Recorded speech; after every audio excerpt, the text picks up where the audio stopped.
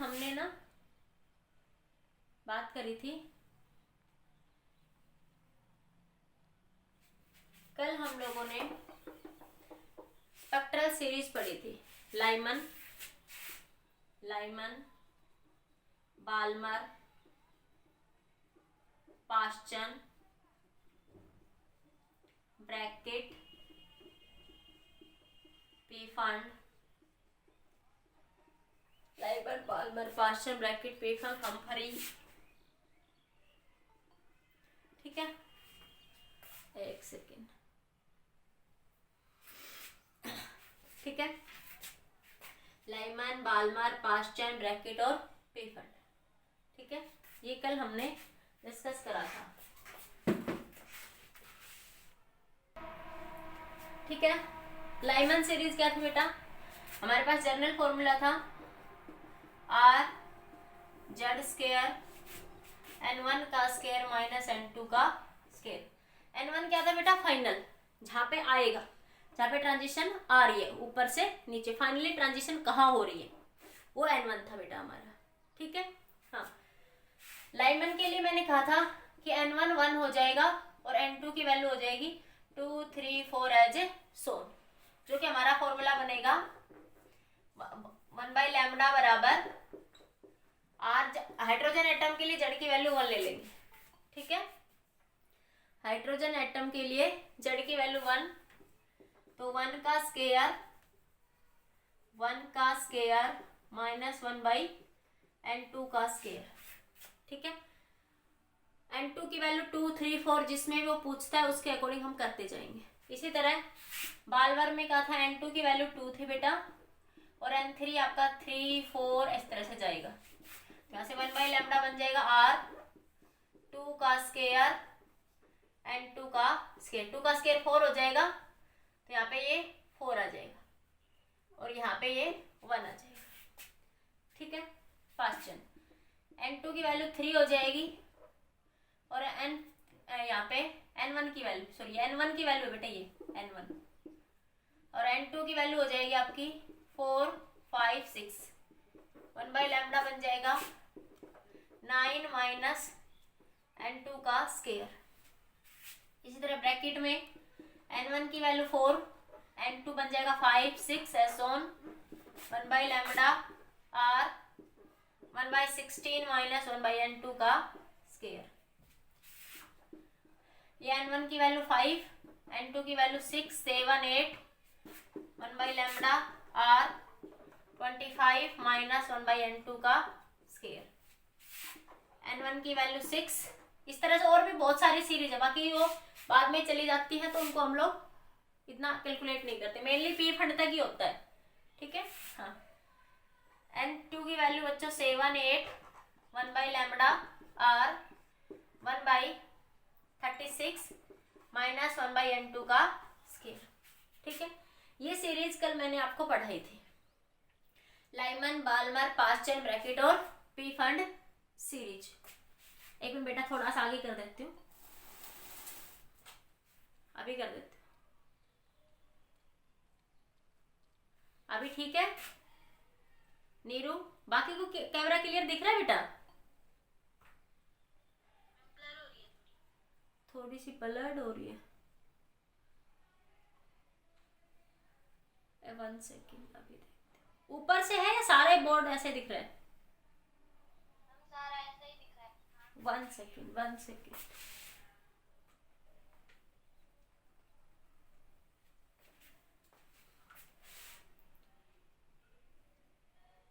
अभी थोड़ा बताओ, अभी हुआ या वैसा ही है? एक बार रिस्पॉन्स दो बेटा लड़कियां। चलो मैं दूसरा ऑप्शन देखती हूँ, रुको 1 सेकेंड।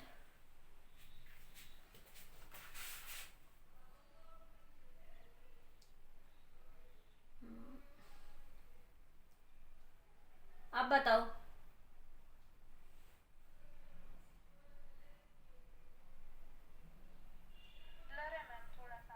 ना अब तो ठीक है बेटा, मेरे ख्याल में आई थिंक काफी क्लियर दिख रहा है अब तो। यस मैम, सही है आप। हाँ अब ठीक है, हाँ काफी क्लियर अब तो, ठीक है। हाँ अब देखो, अब देखिए यहाँ से, अब हमारे पास क्या है बेटा, यहाँ से ये हमारे पास सीरीज थी लाइमन, बाल्मर, पास्चन, ब्रैकेट और पीफर्ड। इसके लिए मैंने एक ट्रिक बता दी याद करने के लिए। ये किस रीजन में एग्जिस्ट करेगी, अल्ट्रावायलेट रीजन में, ये विजिबल रीजन में, ये बच्चों UVI इंफ्रारेड, ये भी इंफ्रारेड, ये भी इंफ्रारेड, ये भी इंफ्रारेड। तो एक ट्रिक याद रख लो, UVI अल्ट्रावायलेट, विजिबल और इंफ्रारेड, ठीक है। इन रीजन में जो है आपकी बच्चों ये एग्जिस्ट करेगी ये आपके पास। फिर उसके बाद हम बात करते हैं बच्चों इसमें आपकी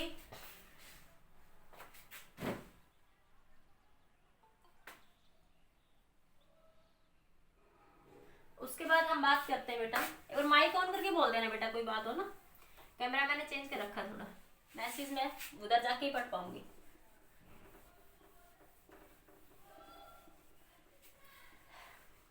अब आता है बेटा आपका, अब क्वेश्चंस इसके कैसे पूछे जाएंगे, ठीक है। अब क्वेश्चन पे आते हैं आपके। सिर्फ आपकी जो बाल्मर सीरीज है बेटा वो विजिबल रीजन में एग्जिस्ट करती है, बाकी फर्स्ट आपकी अल्ट्रावायलेट में और बाकी सारी आपकी इंफ्रारेड रीजन में एग्जिस्ट करेगी, ठीक है। क्वेश्चन में पूछेगा आपसे फॉर द, पहले क्वेश्चन जैसे for the Lyman series find the longest wavelength, फिर है फाइंड द शॉर्टेस्ट वेवलेंथ,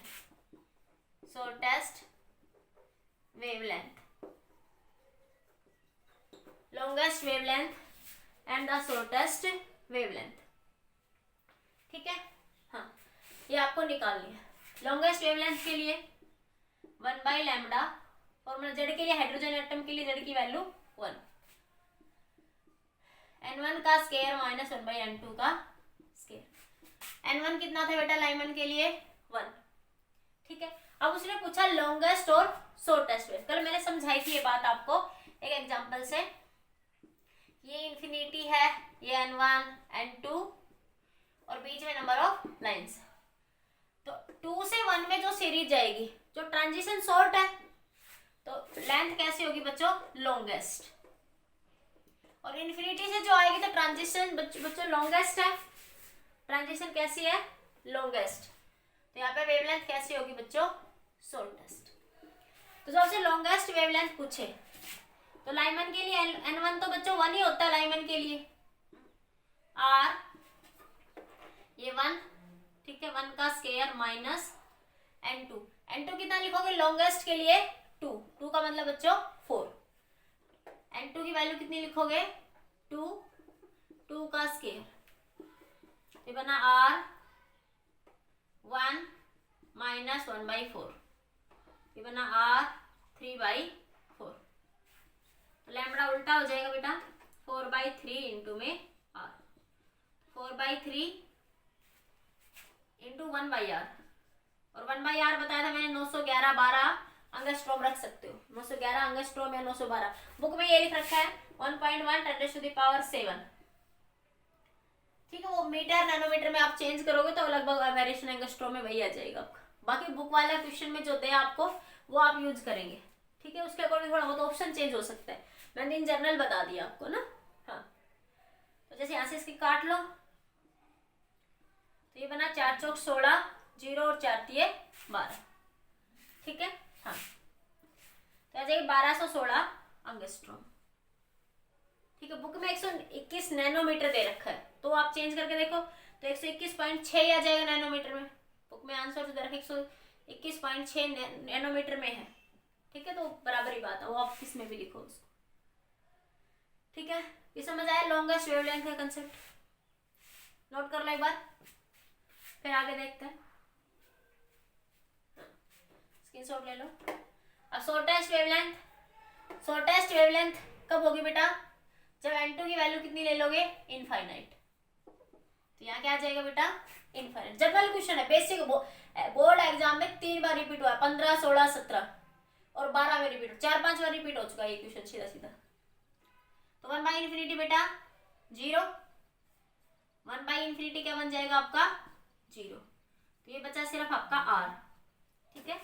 हाँ, तो ये वैल्यू कितनी आ जाएगी, लैम्डा के लिए उल्टा कर दो 1 बाई आर, और 1 बाई आर 911 या 912 अंगस्ट्रोम, तो ये आपका आंसर है। ये कैसी आई बच्चों, शॉर्टेस्ट वेवलेंथ, शॉर्टेस्ट वेवलेंथ, ठीक है। आ गया समझ में सबको? हाँ, नहीं आया तो एक बार बोल देना मुझे माइक में, बाकी अदरवाइज आप लिख लो, ले लो एक बार। इसी तरह बाल्मर के लिए लिख लो, एक बार बाल्मर वाला पूछा हुआ है, ये तो मैंने जर्नल ले लिया, और बोर्ड में जो आया वो बाल्मर वाला आया हुआ है, बाल्मर सीरीज। क्वेश्चन सेम है, find for Balmer series find the longest wavelength और शॉर्टेस्ट। तो बाल्मर के लिए बच्चों n1 कितना था आपका 2, और n2 की वैल्यू कहां से स्टार्ट थी 3, 4 और इन्फिनिटी तक। हाँ, तो n1 कितना लिख लोगे बच्चों 2 का स्क्वायर। तो शॉर्टेस्ट, पहले शॉर्टेस्ट बात कर लेती हूँ। शॉर्टेस्ट के लिए n2 की वैल्यू कितनी लिख लोगे, इनफाइनाइट, तो ये बना बेटा 1/4, तो ये आएगा आपका यहां से इस बार, इस केस में r/4, तो लैम्डा बन जाएगा 4/r, और 1/r की वैल्यू 912 अंगस्ट्रोम, 4 दूनी 8, 0 और 36, तो ये आ जाएगी बच्चों फर्स्ट सीरीज की, बाल्मर सीरीज की शॉर्टेस्ट वेवलेंथ 3664, इतनी लगभग इतनी मिलेगी आपको। और थोड़ा वो r की वैल्यू थोड़ी वेरिएशन में ज्यादा आती है, तो ये वैल्यू थोड़ी चेंज हो जाती है। तो ये आपकी शॉर्टेस्ट वेवलेंथ है, shortest wavelength of Balmer series, shortest wavelength of the Balmer series.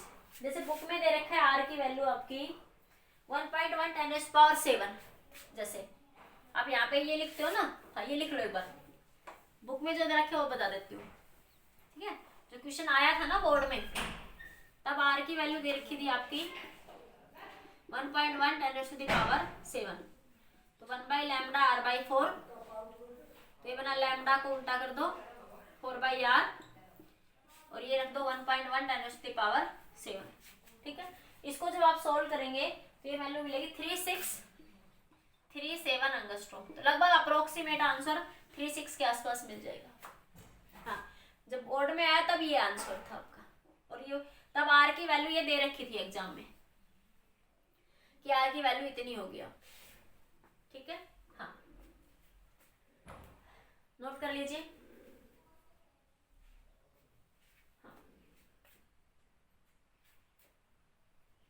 Clear? अब अगला है बेटा लॉन्गेस्ट वेवलेंथ। अब हम निकाल रहे हैं लॉन्गेस्ट वेवलेंथ। लॉन्गेस्ट वेवलेंथ के लिए n2 की वैल्यू कितनी रख दोगे 3, क्योंकि फिर देखो लाइमन सीरीज में ट्रांजिशन कहाँ पे आती है, इन्फिनिटी से 2 पर, बाल्मर में n2 पर है ना ट्रांजिशन, ट्रांजिशन जब 2 पे होगी सारी तो कौन सी होगी, बाल्मर। तो यहाँ पे n2 वैल्यू 3 रखोगे मतलब 9, तो ये 9, तो ये मिल जाएगा बेटा आपका यहाँ से। r की वैल्यू यही रख लेना क्योंकि बोर्ड में यही आई थी 1.1 10⁻⁷, तो r 36 एलसीएम, 4 नेम 36, 9 चौक 36, 5/36, तो ये बना बच्चों 1/λ। जो आप लैम्डा निकालेंगे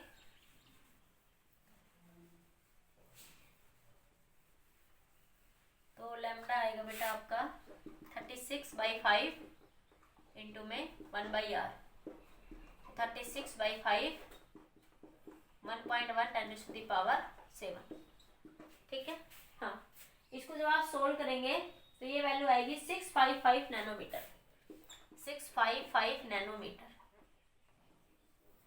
हाँ, ये नैनोमीटर में लिखी हुई है इसने, 6545 लिखो, ठीक है। तो एंगस्ट्रॉम में आ जाएगी। तो ये कौन सी वेवलेंथ आई बेटा? Longest wavelength. तो शॉर्टेस्ट पूछे तो बस एक याद रखना, शॉर्टेस्ट याद रख लो। शॉर्टेस्ट के लिए n2 की वैल्यू तुम्हें इनफाइनाइट लेनी है।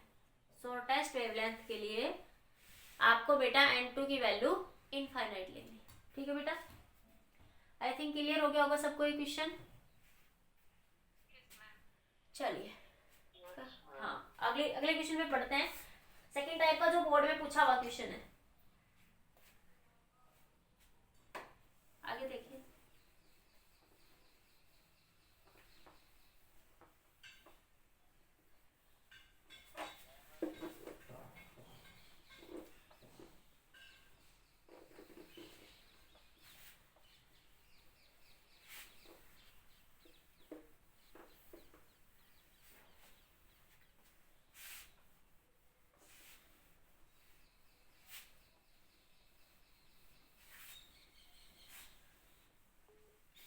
देखो क्या पूछा है बेटा आपसे क्वेश्चन में, बोर्ड एग्जाम में क्वेश्चन आया था। आपको एक ट्रांजिशन दे रखी है, सीबीएसई बोर्ड 8 में आया हुआ है, 8 में आया, 16 में भी आया था। ये रिपीटेड क्वेश्चन है।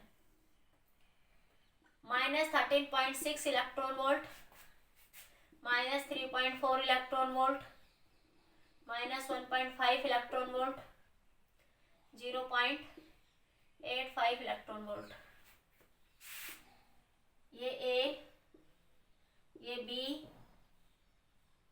ये आपकी सी, और ये आपकी यहां से डी ट्रांजिशन। ठीक है, क्वेश्चन ने पूछा है identify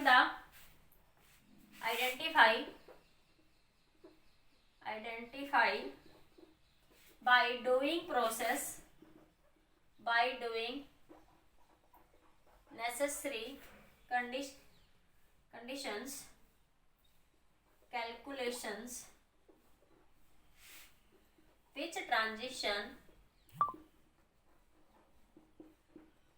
transition correspond to the emission of a spectral wavelength 102.7 nanometre. ठीक है, हाँ बेटा एक बार माइक ऑन करके बोल देना। ठीक है, मैसेज नहीं देख रही हूँ अभी। Identify by doing the necessary calculation which transition corresponds to the emission of spectral wave length।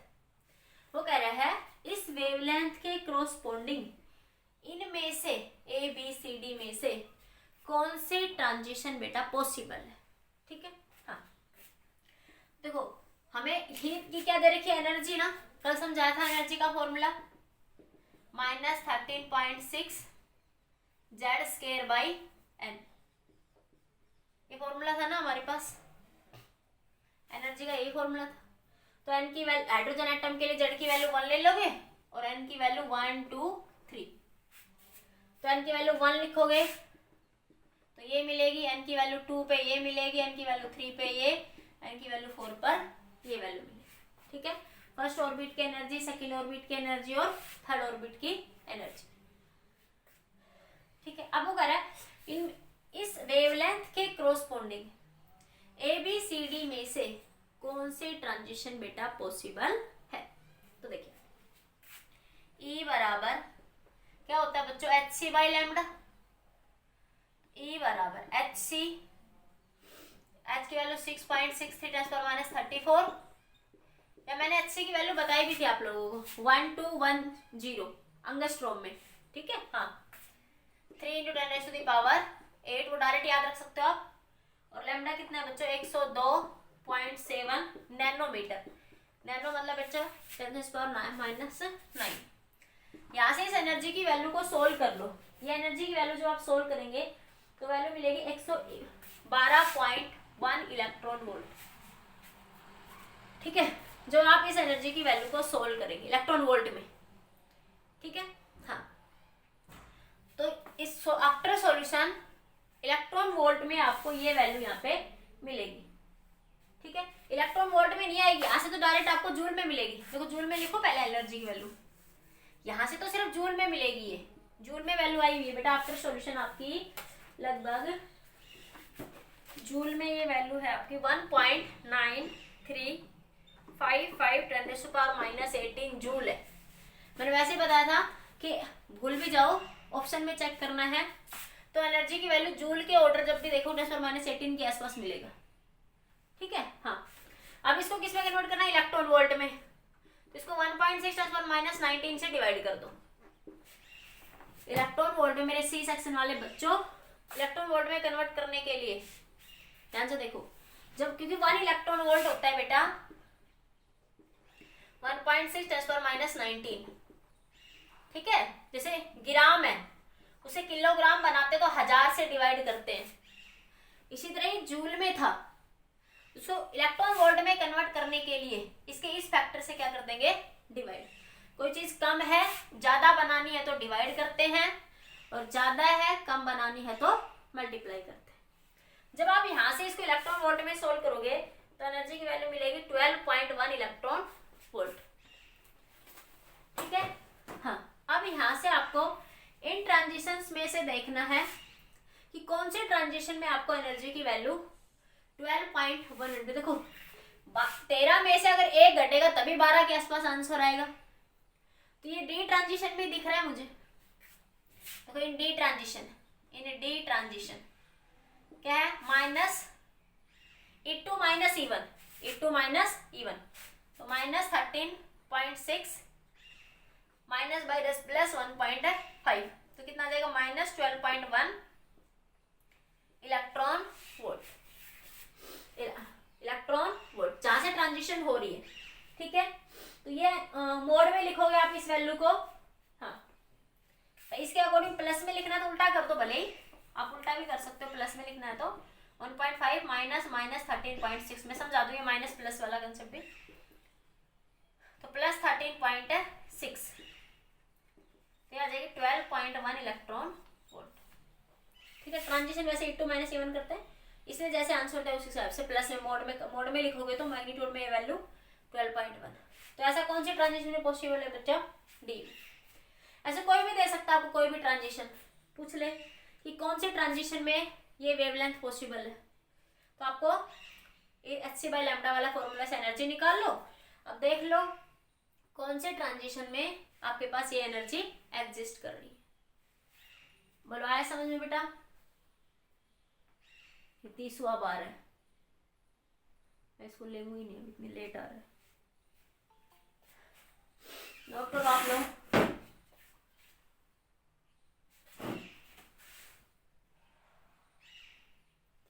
Khushwinder इतनी लेट कैसे आ रहा है, ये आने का टाइम है, बीच में कुछ समझ भी नहीं आता, आधी चीजें समझ आएंगी फिर।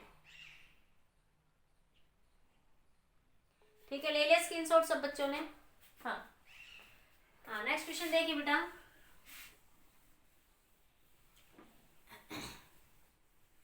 मेरे पास तुम्हारे सारे मैसेज सारी बातें रिकॉर्डेड होती है, क्योंकि मैं रिकॉर्ड करती हूँ पैरेलल में, इसी वजह से। अब देखिए यहां से next question,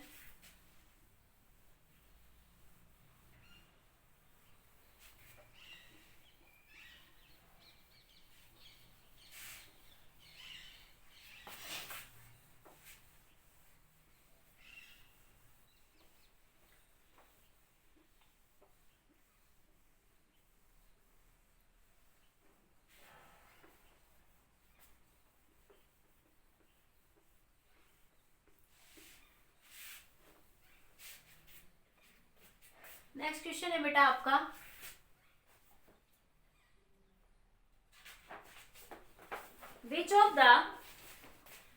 which state of the triply ionized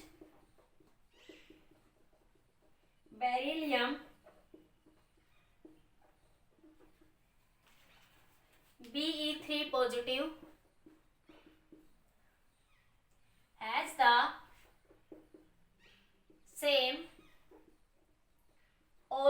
radius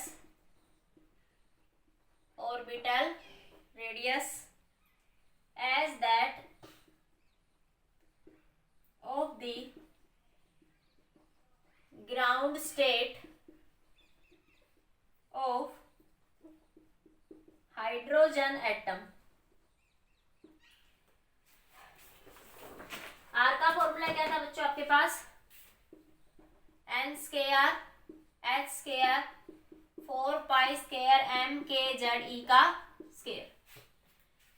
are का यही फॉर्मूला था आप सबके पास, 4 pi square m k z e का स्केयर. ठीक है. हाँ, इसको मैंने ऐसे भी लिखा था आर का formula, n square by m h by 2 pi का square 4 pi epsilon naught by e का स्केयर. इसको सोल्व करके तुम ऐसे भी लिख सकते हो, n square by m h square by 4 pi square 4 pi epsilon naught by E square. 4 पाई से 4 पाई कैंसिल इंटू जेड. ये जेड और लिख लेना, हाइड्रोजन एटम के लिए जेड की वैल्यू 1 लिखते हैं. तो बना था n square h square epsilon not m pi E square Z. ये हमारे पास रेडियस का फॉर्मूला था. तो यहाँ से क्या कंक्लूजन निकला बच्चों? यहाँ से देखो, ये आर रहा और ये जेड रहा. तो उसने क्वेश्चन में क्या पूछा आपसे, which state of the triply ionized, ये आप ये याद रख लेना ना, ये वाला. हाँ, याद रखना, इसमें जेड नीचे आएगा. एनर्जी में जेड ऊपर होता है, Z square by N square, और रेडियस में जेड नीचे होता है, उल्टा होता है ना. तो ये याद रखना इजी होगा. इससे फिर आप सोल्व करके सारे अरेंज कर सकते हो, इसमें भूल सकते हो आप, चांसेस है. तो which state of the triply ionized beryllium has the same orbital radius. Orbital beryllium की कौन सी स्टेट ऑर्बिटल रेडियस, कौन सी स्टेट में ऑर्बिटल रेडियस हाइड्रोजन की ग्राउंड स्टेट के बराबर होगी? हाइड्रोजन की ग्राउंड स्टेट के बराबर होगी. तो देखो, हमने ये फॉर्मूला पढ़ा कि आर डायरेक्टली प्रोपोर्शनल है एन स्क्वायर बाई जेड के. ठीक है. हाँ, तो उसने कहा radius of N square by Z of for beryllium किस स्टेट, स्टेट मतलब क्वांटम नंबर, बराबर होगी बेटा N square by Z hydrogen atom की. रेडियस जो है बेरिलियम 3 पॉजिटिव की इसके बराबर होगी. स्टेट एन पूछा है, तो एन स्क्वायर एन पूछा है. बेरिलियम के लिए जेड की वैल्यू क्या लिखोगे? हाइड्रोजन, हीलियम, लिथियम और बेरिलियम क्या होती है? 4 ना, 4 बराबर. ग्राउंड स्टेट के लिए पूछा है, हाइड्रोजन की ग्राउंड स्टेट, तो ग्राउंड के लिए एन की वैल्यू 1, ये भी 1. तो एन स्क्वायर बाई 4 बराबर 1, तो एन बराबर. तो बेरिलियम 3 पॉजिटिव की सेकंड ऑर्बिटल की रेडियस ग्राउंड स्टेट की हाइड्रोजन की ग्राउंड स्टेट के बराबर होगी. हाइड्रोजन की ग्राउंड स्टेट के बराबर होगी. ठीक है. हाँ, एक और क्वेश्चन देखो ऐसा ही, नोट कर लीजिए.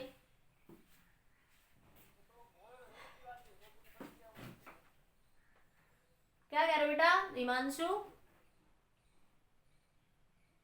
चंदेला, क्या कहना चाह रहे हो? बोलो. सुना नहीं मैंने, मैसेज करो एक बार. हिमांशु चंदेला मैसेज करो बेटा, क्या बोलना चाह रहे हो?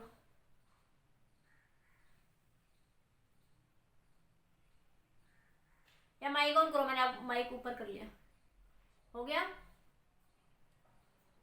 चलो ठीक है. अगला क्वेश्चन है बेटा आपका. हाँ,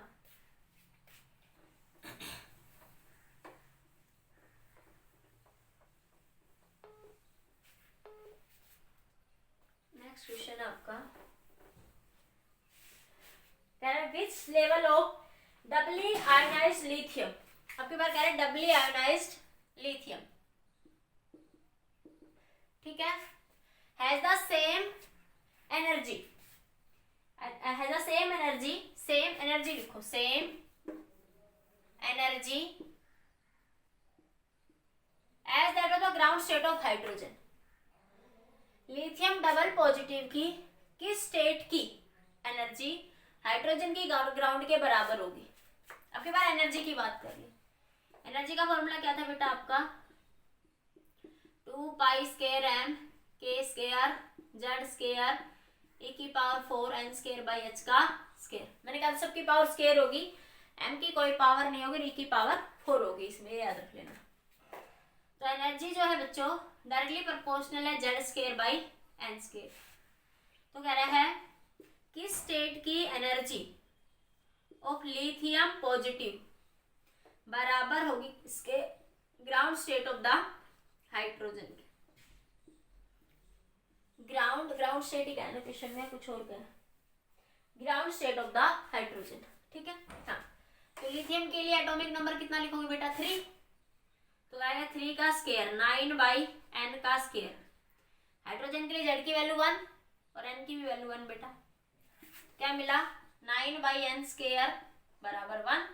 उल्टा कर दो तो ये बन गया n स्क्वायर बराबर 9, तो n कितना आ गया 3।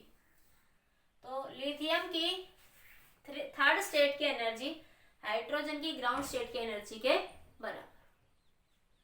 ठीक है, बोलो आया समझ में क्वेश्चन, बोलिए बेटा, मैसेज करो एक बार जल्दी से, बोलो।